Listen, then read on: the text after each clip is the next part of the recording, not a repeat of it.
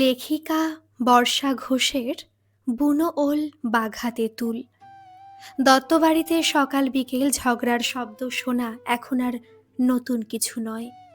সেই ঝগড়ার কেন্দ্রবিন্দুতে থাকেন বাড়ির কর্ত্রী বিমলা দেবী এবং তার ছোট বৌমা মলি।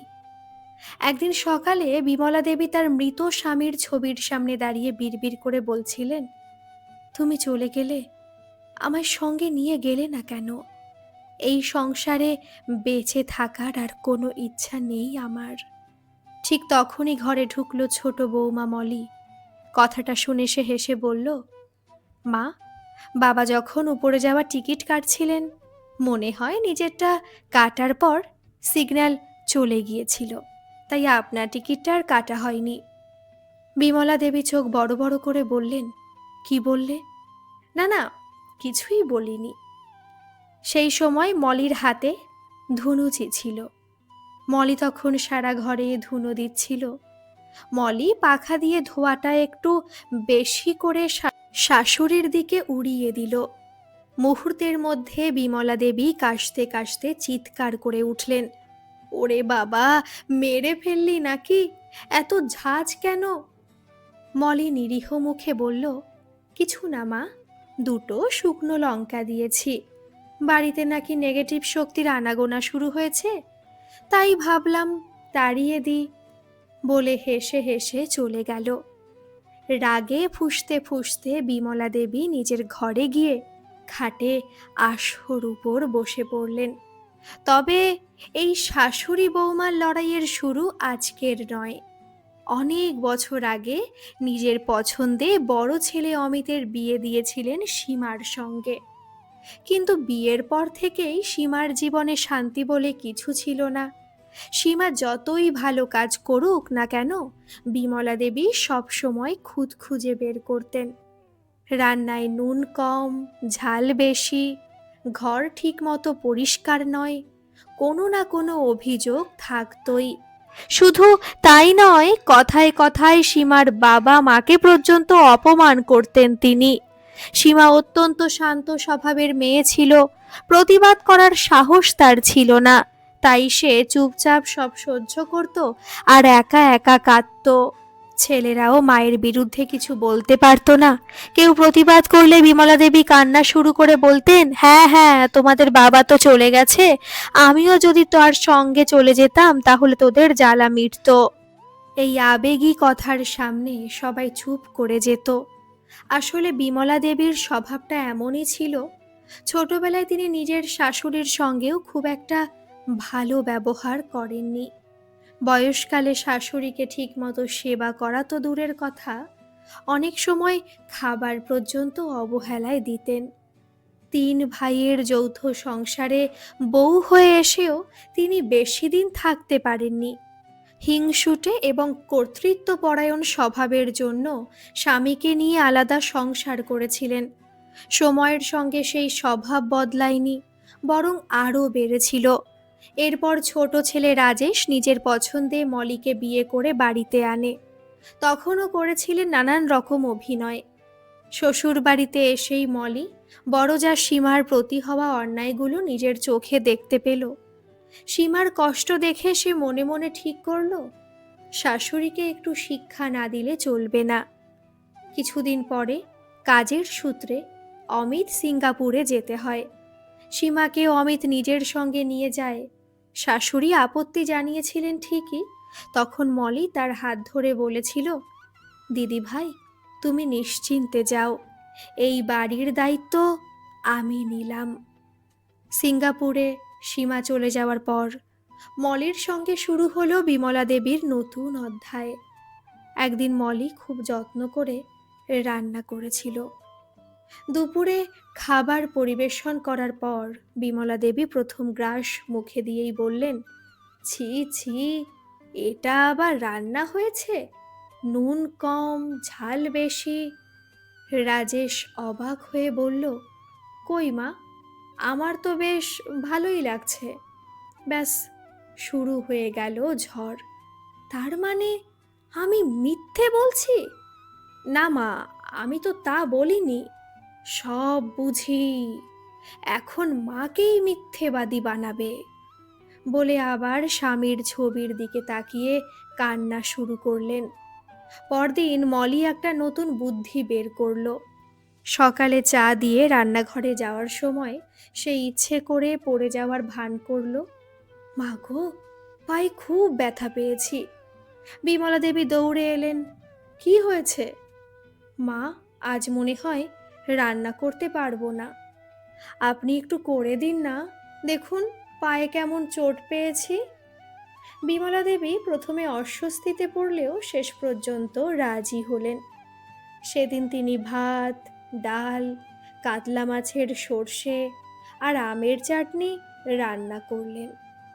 এত কাজ একা করতে গিয়ে তার নাজেহাল অবস্থা। দুপুরে সবাই খেতে বসেছে। প্রথম গ্রাস মুখে দিয়েই মলি বলল, মা, ঝালটা একটু কম হয়েছে, আর আমার তো মনে হচ্ছে লবণই দেননি। বিমলা দেবী নিজে খাবার মুখে দিয়ে বুঝলেন সত্যি লবণ দিতে ভুলে গেছেন, কিন্তু ভুল স্বীকার করা তার স্বভাবে ছিল না। তিনি গম্ভীর মুখে বললেন, না না, সব ঠিকই আছে। মলি আর রাজেশ মুখ চাওয়াচাওয়ি করে মুচকি হেসে ফেলল। এরপর থেকে মলি প্রায়ই নানা বুদ্ধি খাটিয়ে বিমলা দেবীকে তার নিজের আচরণের আয়না দেখাতে শুরু করলো। সেদিন ছিল রাজেশের জন্মদিন। সকাল থেকেই রান্নাঘরে ব্যস্ত মলি। 5 রকম ভাজা, মাছের ঝোল, নানা রকম তরকারি, পায়েস, কত কি রান্না করেছে সে। সব কাজ শেষ করে স্নান সেরে ঠাকুরের পুজো দিয়ে একটু বিশ্রাম নিতে নিজের ঘরে গিয়েছিল। হঠাৎ রান্নাঘর থেকে বাসন নড়ার শব্দ শুনে তার সন্দেহ হলো। সে চুপচাপ গিয়ে দেখল বিমলা দেবী আড়াল থেকে লবণের কৌটো খুলে মাছের ঝোলে অতিরিক্ত লবণ মেশানোর চেষ্টা করছেন। মলি সঙ্গে সঙ্গে বলল, কি করছেন মা? বিমলা দেবী চমকে উঠে হাত লুকিয়ে ফেললেন। কই, কিছু না তো। দেখছিলাম তোমার সব রান্না ঠিকঠাক হয়েছে কিনা। রাজেশ তো এক্ষুনি অফিস থেকে ফিরবে। মলি শান্ত গলায় বলল, সেটা নিয়ে আপনাকে চিন্তা করতে হবে না, তবে যে লবণটা ঝোলে দিতে যাচ্ছিলেন সেটা কৌটোর মধ্যে রেখে দিন। বিমলা দেবী মুখ বাঁকিয়ে রান্নাঘর থেকে বেরিয়ে গেলেন। এই ধরনের ঘটনা প্রায়ই ঘটত। কখনো রান্নায় খুঁত ধরা, কখনো ইচ্ছে করে সমস্যা তৈরি করা, আবার কখনো বৌমাকে ছেলেদের চোখে ছোট করার চেষ্টা। কখনো কিছুই বাদ ছিল না। কিন্তু মলিও সহজে হার মানার মেয়ে ছিল না। পাড়ার লোকেরা প্রায়ই বলতো, যেমন বুনো ওল তেমন বাঘা তেঁতুল, দুজনের কাউকেই হারানো সহজ নয়। একদিন মলি ফোনে সীমাকে বলল, দিদি ভাই, আর চিন্তা করো না, তবে উনি যেন বুঝতে পারেন অন্যকে কষ্ট দিলে একদিন সেই কষ্ট নিজের কাছেও ফিরে আসে। সেদিন ছিল বাড়িতে সত্যনারায়ণের পুজো। বিমলা দেবী মলিকে বলেছিলেন পাড়ার সকলের বাড়িতে নিমন্ত্রণ করে আসতে, যাতে সন্ধেবেলায় পুজোর সময় সবাই উপস্থিত থাকে। মলি সেই অনুযায়ী কাজ করলো। পরের দিন সকালে স্নান সেরে পুজোর কাজ শেষ করে সে একে একে প্রতিবেশীদের বাড়িতে গিয়ে সত্যনারায়ণের পুজোর আমন্ত্রণ জানিয়ে এলো। অন্যদিকে বিমলা দেবী ছেলে রাজেশকে বলে দিলেন সেদিন যেন অফিস থেকে তাড়াতাড়ি ফিরে বাড়িতেই থাকে, কারণ সন্ধ্যায় বাড়িতে পুজো হবে। ভোগ রান্নার সমস্ত দায়িত্ব তিনি মলির ওপর দিয়ে বললেন, দেখো, সব কিছু যেন নিয়ম মেনে হয়। ঠাকুরের ভোগ রান্না পুজো শুরু হওয়ার আগেই শেষ করতে হবে, কোনো ভুল যেন না হয়। মলি একা হাতে সমস্ত কাজ সামলাতে লাগলো। তবে বিমলা দেবীর মনে অন্য পরিকল্পনা চলছিল। তিনি ভাবছিলেন সবার সামনে কোনো না কোনোভাবে মলিকে হেনস্থা করবেন। অন্যদিকে মলিও মনে মনে ঠিক করেছিল পুজোর কোনো কাজে যেন ভুল না হয়। সে চেয়েছিল বিমলা দেবী যেন কোনোভাবেই তার কাজে খুঁত ধরতে না পারেন। বিকেলের মধ্যে পুজোর সমস্ত আয়োজন সম্পূর্ণ হয়ে গেল। পুরোহিত এসে উপস্থিত হলেন। পাড়ার লোকজনও একে একে আসতে শুরু করলেন। আগের দিন বানানো নারকেলের নাড়ুগুলো মলি পুজোর থালায় সাজিয়ে পুরোহিতের সামনে এনে রাখল। সত্যি বলতে কি, নাড়ু পাকানো সে খুব ভালো করে জানতো না। বহুবার শাশুড়িকে বলেছিল তাকে ঠিকভাবে শিখিয়ে দিতে, কিন্তু বিমলা দেবী প্রতিবারই তাকে কথা শুনিয়েছেন, শেখানোর চেষ্টা করেনি। ভালোভাবেই পুজো সম্পন্ন হলো। এরপর শুরু হলো প্রসাদ ও ভোগ বিতরণ। প্রসাদ হিসেবে নারকেলের নাড়ু সবাইকে দিতে গিয়ে কয়েকটি নাড়ু ভেঙে গেল। সুযোগ পেয়ে বিমলা দেবী সঙ্গে সঙ্গে বলে উঠলেন, দেখেছো, আজকালকার মেয়েরা নাড়ু পাকাতেও জানে না, বাপের বাড়িতে কোনোদিন খুন্তিও হাতে ধরেনি। এসব শিক্ষা বাবা মাকে আগে থেকেই দিতে হয়, তারপর মেয়েকে শ্বশুর বাড়ি পাঠাতে হয়। শাশুড়ির কটাক্ষপূর্ণ কথা শুনে মলির খুব খারাপ লাগলো, কিন্তু সে নিজেকে সামলে নিয়ে শান্ত গলায় বলল, মানছি আমি হয়তো নাড়ু বানাতে পারি না, কিন্তু আপনার বাবা মা আপনাকে নিশ্চয়ই খুব ভালো শিক্ষা দিয়েছেন। তাই তো এই ঘর লোকের সামনে নিজের বৌমাকে ছোট করতে আপনার এতটুকু বাধে না। তারপর একটি নাড়ু হাতে নিয়ে বলল, আচ্ছা, এতক্ষণ যখন আমাকে ছোট করেই মন ভরল, তাহলে এবার একটা মিষ্টি খান। এই বলে সে নাড়ুটি বিমলা দেবীর মুখে তুলে দিল।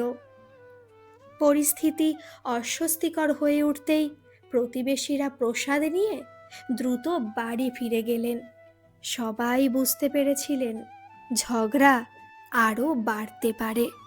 ঠিক তখনই রাজেশ বলে উঠল, তোমরা এবার থামবে? আজ পুজোর দিন, অন্তত আজকের দিনে বাড়িতে অশান্তি না করলেই পারতে। মলি আর কিছু বলল না, তবে মনে মনে ঠিক করে নিল এবার শাশুড়ির শিক্ষা হওয়া দরকার।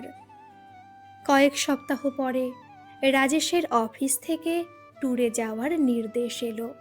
সে মলিকেও সঙ্গে নিয়ে যেতে চাইল।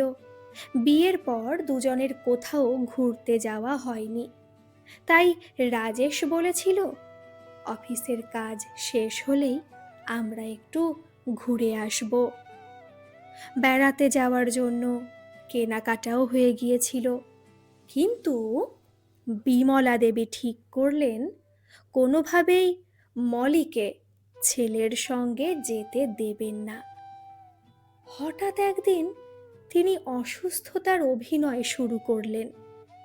আগের রাত পর্যন্ত তিনি সম্পূর্ণ সুস্থ ছিলেন, কিন্তু সকালে উঠে বলতে লাগলেন, মাথাটা ঘুরছে, শরীরটা খারাপ লাগছে। মলির সন্দেহ হলো। সে বলল, মা, শরীর খারাপ যখন লাগছে তাহলে চলুন ডাক্তার দেখিয়ে নিয়ে আসি, কেমন? বিমলা দেবী সঙ্গে সঙ্গে বলে উঠলেন, না না, ডাক্তার দেখানোর দরকার নেই। আমার মনে হয় রাজেশ বরং বেড়াতে যাক, তুমি আমার কাছে থাকো, পরে না হয় কোথাও যেও। এবার মলির সব পরিষ্কার হয়ে গেল। শাশুড়ি তাকে আটকে রাখতেই এই নাটক শুরু করেছেন। পরদিন সকালে কলিং বেল বেজে উঠল। দরজা খুলে বিমলা দেবী অবাক হয়ে গেলেন। দরজার সামনে দাঁড়িয়ে আছেন তার ছোট বোন সুমিত্রা দেবী। সুমিত্রা দেবী হেসে বললেন, কি দিদি, বোনটার কথা একেবারে ভুলে গেছিস নাকি? কতদিন পরে এলাম বলতো। বিমলা দেবী কিছু বলার আগে তিনি আবারও বললেন, ছোট বৌমা আমাকে ফোন করেছিল, বলল ওরা ওই কয়েকদিনের জন্য বেড়াতে যাবে। আমি ভাবলাম অনেক দিন তো দিদির সঙ্গে দেখা হয় না, তাই চলে এলাম। এ কদিন দুজনে মিলে অনেক গল্প করব। বিমলা দেবীর মুখ শুকিয়ে গেল। তিনি বিড়বিড় করতে লাগলেন, এত কষ্ট করে সব ব্যবস্থা করেছিলাম, সব মাটি হয়ে গেল। ঘরে ঢোকার পর তিনি বোনকে বললেন, এত কষ্ট করে ওদের যাওয়া আটকানোর চেষ্টা করছিলাম, আর তুই এসে সব গোলমাল করে দিলি। সুমিত্রা দেবী হেসে বললেন, আজও তোর সেই স্বভাব গেল না দিদি? এসব ছাড়, পরের মেয়ের পেছনে লেগে থেকে কি লাভ বলতো? শেষ বয়সে তো এই মেয়েরাই তোর আপন হবে বল। ঠিক তখনই মলি চা নিয়ে ঘরে ঢুকলো, হাসি মুখে বলল, মা, সারপ্রাইজটা আপনার কেমন লাগলো বলুন। বিমলা দেবী কোনো উত্তর না দিয়ে মুখ ঘুরিয়ে নিলেন। মলি আবারও বলল, নিন, এবার দুজনে বসে গল্প করুন, আর তো কোনো সমস্যা রইল না। এরপর আর কোনো উপায় না দেখে বিমলা দেবী চুপ করে গেলেন। এরপর মলি আর রাজেশ যেদিন বেড়াতে যাওয়ার উদ্দেশ্যে বাড়ি থেকে রওনা দেবে, সেদিন সকালে বাড়ির পরিবেশ ছিল বেশ আনন্দময়। বেরোনোর আগে মলি শাশুড়িমা বিমলা দেবী ও সুমিত্রা দেবীর পায়ে হাত দিয়ে প্রণাম করল, হেসে বলল, মা, সাবধানে থাকবেন, ঘরের সমস্ত প্রয়োজনীয় জিনিসপত্র কিনে এনে রেখেছি, আশা করি আপনাদের কোনো অসুবিধা আর হবে না। বিমলা দেবী মুখে কিছু না বললেও মনে মনে বিরক্ত হয়েছিলেন। তার পরিকল্পনা ছিল মলিকে বাড়িতেই আটকে রাখার, কিন্তু সেই পরিকল্পনা সফল হয়নি। ঠিক তখনই সুমিত্রা দেবী দরজার দিকে এগিয়ে এসে বললেন, দুগ্গা দুগ্গা, তোদের যাত্রা শুভ হোক, খুব আনন্দ করে ঘুরে আয়। রাজেশ ও মলি হাসি মুখে বিদায় নিয়ে বেরিয়ে গেল। এরপর কেটে গেল পাঁচটা দিন। সেদিন দুপুরবেলা সুমিত্রা দেবী নিজে হাতে রান্না করেছিলেন। ছোটবেলার মতো করে দিদির পছন্দের সমস্ত পদ তৈরি করেছিলেন তিনি। সব খাবার সুন্দর করে টেবিলে সাজিয়ে রেখে ডাক দিলেন, দিদি, আয় না, আজ তোর পছন্দের সব রান্না করেছি, দেরি করলে আবার ঠান্ডা হয়ে যাবে। বিমলা দেবী ধীরে ধীরে খাবার টেবিলে এসে বসলেন। সামনে সাজানো খাবারগুলো দেখে তিনি অবাক হয়ে গেলেন। লাউ চিংড়ি, মোচার ঘন্ট, মাছের কালিয়া, সবই তার অত্যন্ত প্রিয়। আশ্চর্য হয়ে বললেন, তোর এখনো মনে আছে আমি কি কি খেতে ভালোবাসি? সুমিত্রা দেবী মৃদু হেসে বললেন, মনে থাকবে না কেন, তুই তো আমার দিদি। এই বলে মাছের কালিয়ার বাটি থেকে নিজের পাতে মাছের লেজের টুকরো তুলে নিলেন, আর বিমলা দেবীর পাতে তুলে দিলেন দুটি বড় গাদার পিস। বিমলা দেবী কিছুক্ষণ চুপ করে থেকে বললেন, তোর আজও এসব মনে আছে? সুমিত্রা দেবী দীর্ঘশ্বাস ফেলে বললেন, মনে আছে দিদি, কিন্তু একটা কথা বলবো, এত বছর পরেও দেখছি তুই নিজেকে বদলাতে পারিসনি।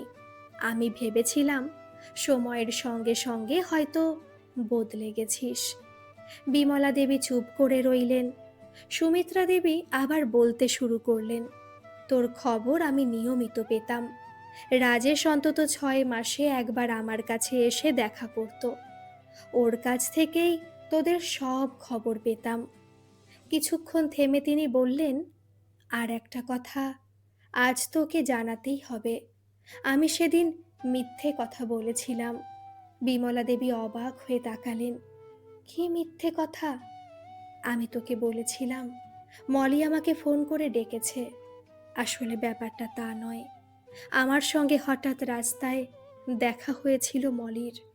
কথা বলতে বলতে সুমিত্রা দেবীর চোখ ভিজে উঠল। তিনি বললেন, গত 2 বছর ধরে আমার দুই বৌমা আমার সঙ্গে খুব খারাপ ব্যবহার করেছে।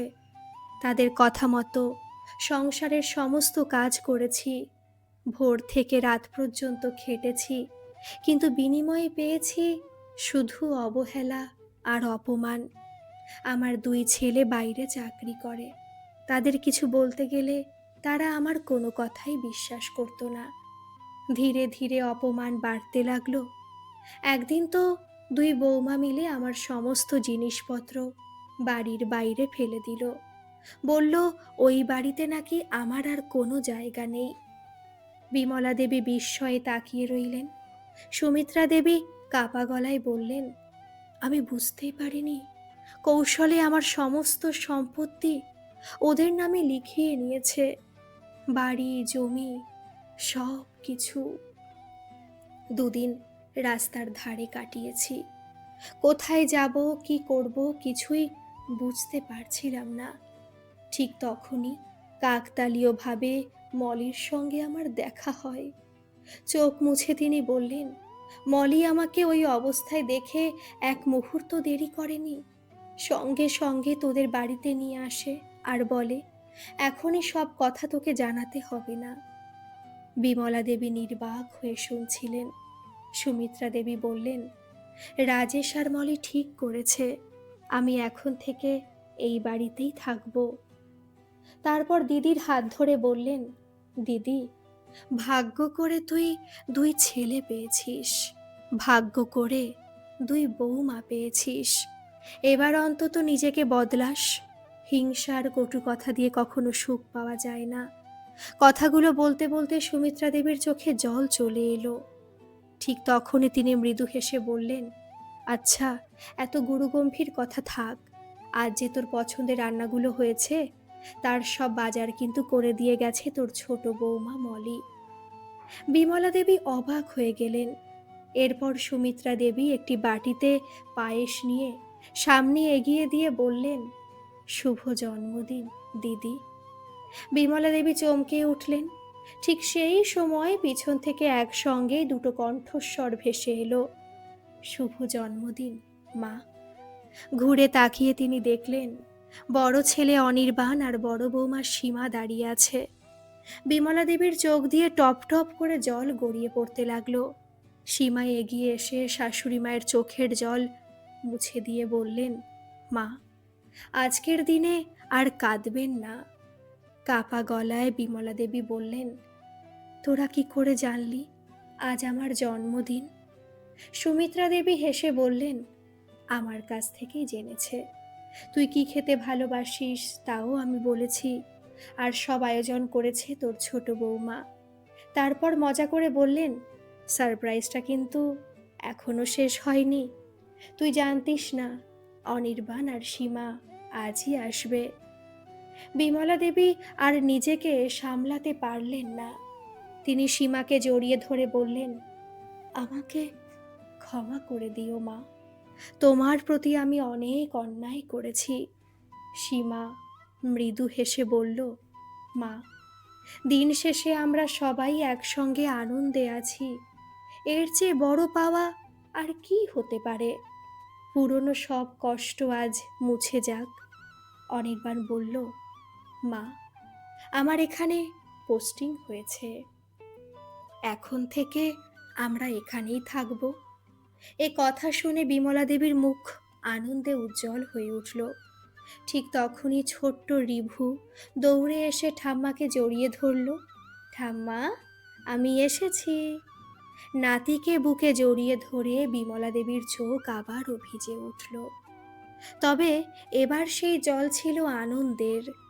এরই মধ্যে বেড়ানো শেষ করে বাড়ি ফিরে এলো মলি আর রাজেশ।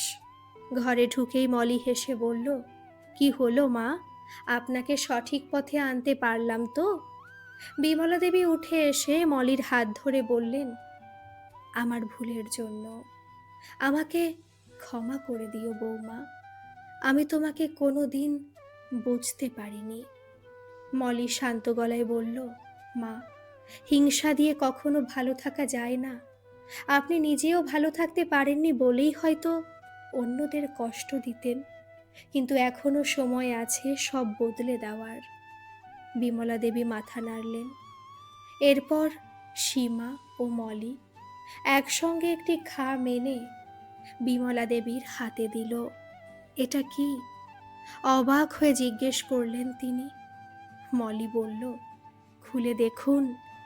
খাম খুলে দলিলের কাগজ দেখে বিমলা দেবী বিস্ময়ে হতবাক হয়ে গেলেন। এ তো, সীমা বলল, হ্যাঁ মা, আপনার সেই জমির দলিল, যে জমিটা আপনি দুই ছেলেকে মানুষ করার জন্য বিক্রি করে দিয়েছিলেন। অনেক খোঁজাখুঁজি করে আমরা সেই জমিটাই আবার কিনে নিয়েছি। বিমলা দেবীর হাত কাঁপতে লাগলো। তোরা তোরা আমার জন্য এটা করলি? রাজেশ বলল, আপনি আমাদের জন্য সারা জীবন কত কিছু করেছেন, এটা তার সামান্য প্রতিদান। মলি হেসে বলল, আর আজ থেকে ওই জমির মালিক আপনারা দুই বোন। সুমিত্রা দেবী আর বিমলা দেবী একে অপরের দিকে তাকিয়ে রইলেন। আনন্দে আবেগে দুজনেরই চোখ ভিজে উঠেছিল। শেষ পর্যন্ত সুমিত্রা দেবী বললেন, ঈশ্বর যেন প্রতিটি ঘরে তোদের মতো ছেলে আর বৌমা দেন। বিমলা দেবী হাত তুলে আশীর্বাদ করে বললেন, সত্যি সংসার টিকে থাকে ভালোবাসায়, ক্ষমায় আর সম্মানে। আজ আমার জীবনের সবচেয়ে বড় শিক্ষা হলো, হিংসা মানুষকে একা করে দেয় আর ভালোবাসা সবাইকে একসঙ্গে বেঁধে রাখে। আজকের এই গল্পটি আপনাদের কেমন লাগলো বন্ধুরা? অবশ্যই কিন্তু কমেন্ট করে জানাবেন। আর যারা আমার এই চ্যানেলে নতুন এসেছেন, তারা প্লিজ একটা সাবস্ক্রাইব করে আমার পাশে থাকবেন আর পাশে থাকা নোটিফিকেশনের বেল আইকনটি প্রেস করে দেবেন। ধন্যবাদ।